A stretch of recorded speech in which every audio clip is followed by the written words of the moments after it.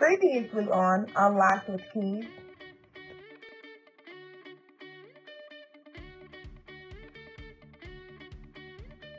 Like in the School of Social Work, when I went to get my master's, I remember sitting in a classroom with people who wanted to become social workers and having to explain to them topics such as racism, discrimination, the fact that segregation does still exist. Wow. The criminal justice system and things that for me are very salient and it's very obvious, and they were so just ignorant to it. And I'm looking at them like, you want to come and work with these communities, these vulnerable communities, and you don't even fully understand like the key core issues at hand.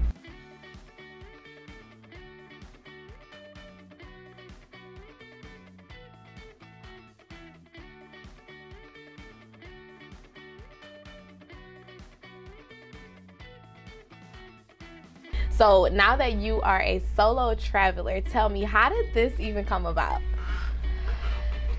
I knew I wanted to travel. Okay. And I remember being a little girl and telling my mom, I'm gonna travel the world, Mom. And she'd be like, yeah. And then I was at U of M, and I remember I was walking down the sidewalk, and I just saw a flyer that said, like, study abroad. Do you want to study abroad? Informational session. I was like, all right, cool. And I went, and a woman talked about it, and she had this big presentation and talked about different countries she had been to. And I went up to her with all of the same ideas and questions that people usually have, like, how am I gonna pay for this? How am I gonna pay for this? And how can I pay for this? Like, I don't have money. Like, I'm already working 3 jobs to get through. Yes.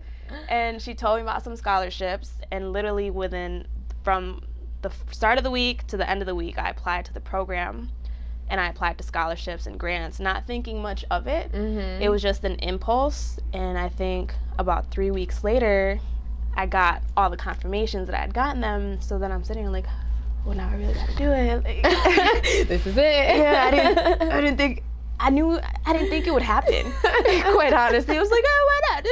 Right, whatever. And then I got it. Information out there. I remember calling my mom and telling her, hey, going to Nicaragua for 2 months. She's like, oh, okay. And I mean, my mom again, because a lot of things she didn't understand the gravity of it and just the achievement of a lot of things that I was able to accomplish. So I never took it personal when she didn't give me like that huge celebration or congratulations. Yeah, that, I mean, any person, any child would want from their parent. And I bought my ticket. I did as much research as possible. I went with like 2 big carry bags. Like, they weren't even suitcases. They were a track bag. There you go. It was a track bag of like someone. Duffel bags. Yes, it was like a massive duffel bag. I brought 2 of those, super over prepared, and that is what started it. So tell me, how was that experience?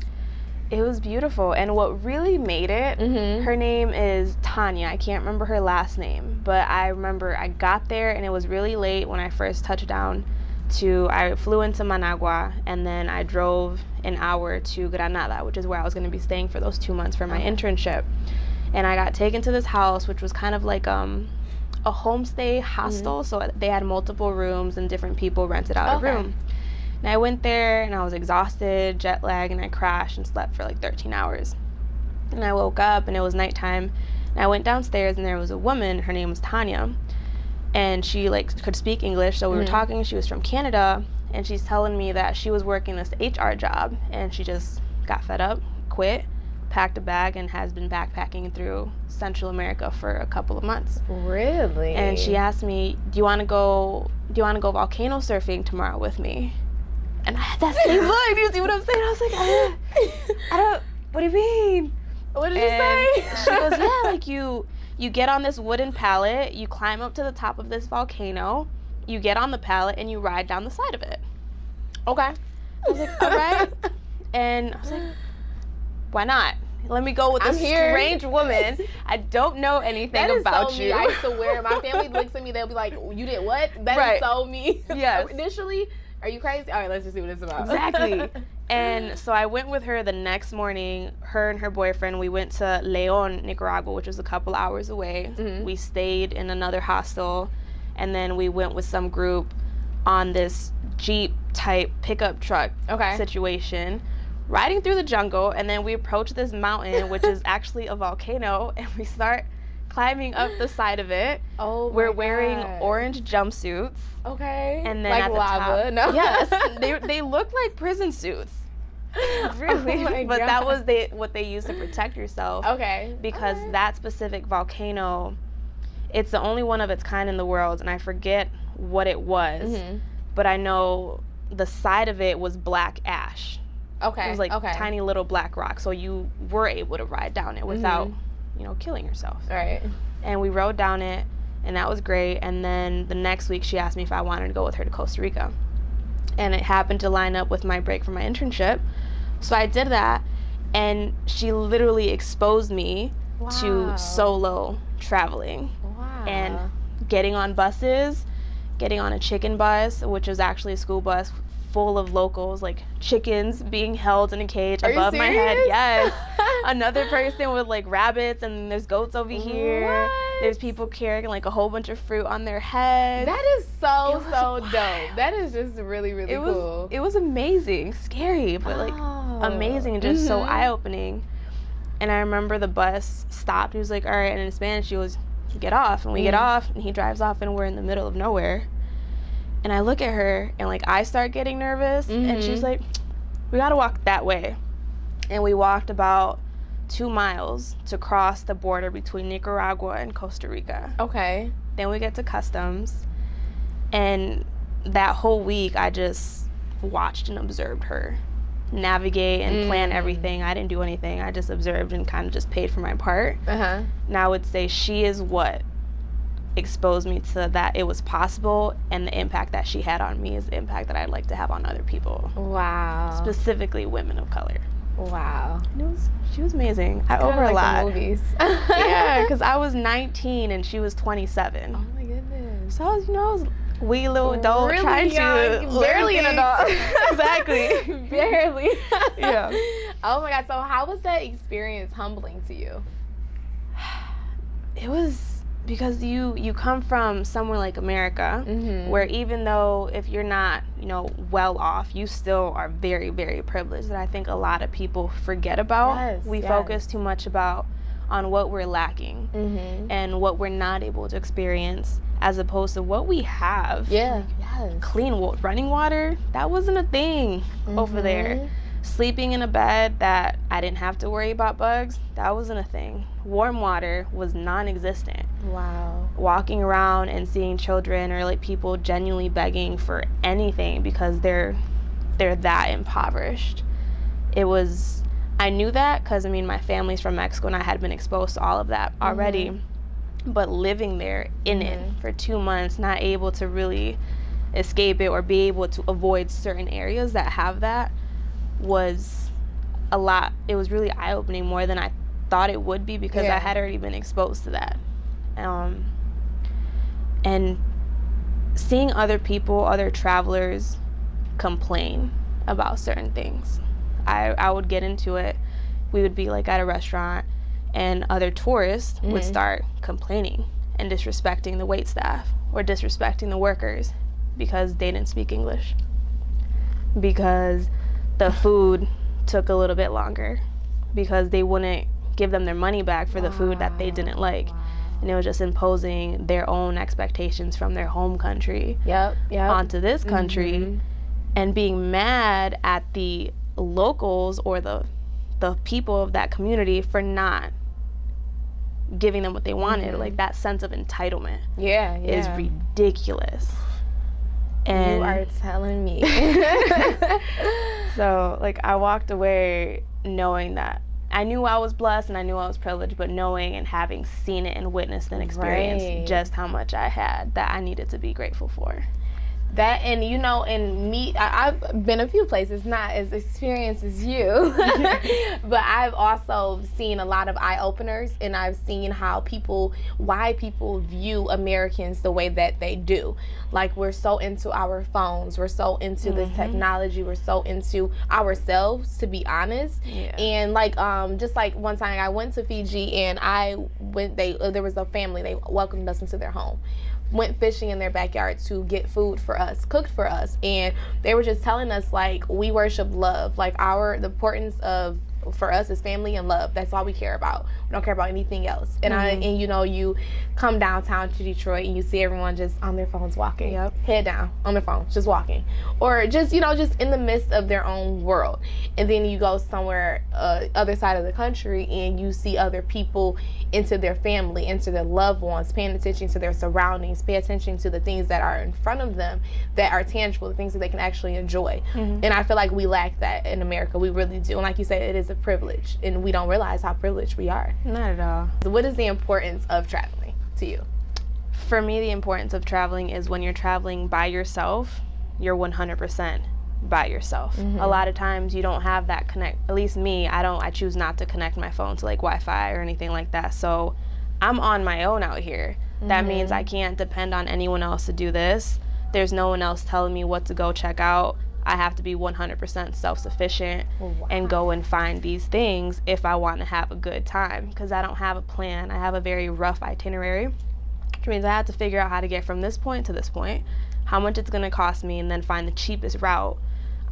Be social, which I'm not good at. Like, I have social anxiety, but I had to be social, and that was one of the reasons why I kept doing it.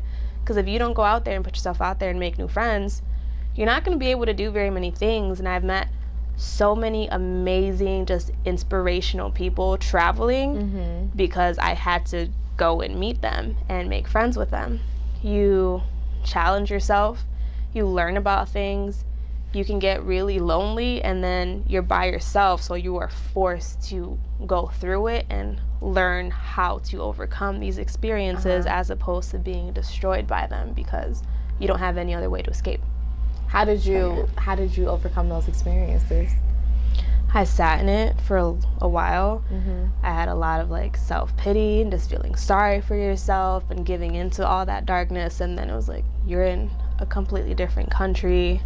Everything is paid for. You applied for these scholarships. You can hop on a train and go explore like the jungle or something right now. Right. Oh my God. And forcing myself to get up and go and do that because I have this opportunity that I was awarded with. I'm not going to just throw it away because I'm feeling X, Y, and Z. And continuing to do that, little goals, little by little, really helped me get out of that negative space that I was in. And it shows you that you can do it. I mean, people, a lot of women that I have talked to, the few women that have gone out and explored, and I've guided them through that, they're terrified to do it. So scared. I'm like, that's normal. You're going to be scared. You're gonna have like maybe a little anxiety attack. You might cry. You might be out there like, what am I doing? I want to come home and like reach out to your loved ones. I was like, but I promise you, when you get back, you're gonna feel so strong because you went out there and literally overcame your fears of being by yourself. You overcame your fears of being in a new place, of being in a foreign country, a foreign community, a foreign way of thinking and just worldview, and you survived. And you probably came out a better person. And you probably did things that you did not think you were capable of, and you wouldn't have been forced to go through that here at home. Wow. So you explore yourself and exploring a different community, and you just get better from there. Wow. Wow is my word for you. Oh my goodness. Just to think of you just going out there, it's very, it gets overwhelming. I think the feeling is overwhelming, but it's exciting at the same time. I'm sure you had the same rush. It's like exciting, it's overwhelming. I don't know what to expect. So how long have you been traveling? Since 2012. Wow. So this would be my 8th year. And what are your top 3 countries you recommend? Ooh, Samoa.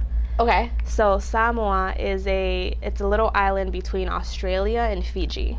Oh. The movie Moana is loosely based on Samoa. Are you serious? Okay, I'm going. Yep. So Samoa is definitely Samoa and the Dominican Republic are tied for my favorite. They're both like right next to each other. Australia was beautiful. Please. Australia's on my bucket list. Tell me really briefly about Australia. I just really want to go. Australia is it's massive. Okay. It is so large. So it's very easy to travel through depending on where you are, but also there's such a large portion of it that is uninhabited. other than Aboriginal people. Mm-hmm. Like, you can't go and hang out with them and ask them for tips, so you kind of don't go into those areas unless you know what you're doing. Okay. But Australia is beautiful because it has so much to offer. Mm-hmm. It has ocean, reefs, waterfalls, the Great Outback, which is unique and just out of this world, a whole bunch of national parks, mountains, wetlands, all types of exotic animals that you're not going to see anywhere else, things that are always trying to kill you, and just like the culture and the way that people are. Mm-hmm. It was a beautiful experience. Wow. It was great. And Australia was my dream destination since I was a child. Was it? It was. So when I got there, and I think I was on the ocean just watching the sunset, like I had a really emotional moment to myself. I was like, I really wanted to get here since I was like 10, and like I'm here right now. Crazy. I was watching an episode on Oprah, Mm-hmm. and I believe she took a family or so it was a group of people to Australia. And I was like, oh my God, I really want to go. I have to go. You should. Wow, so you really just sat should. there and you just really embraced that moment.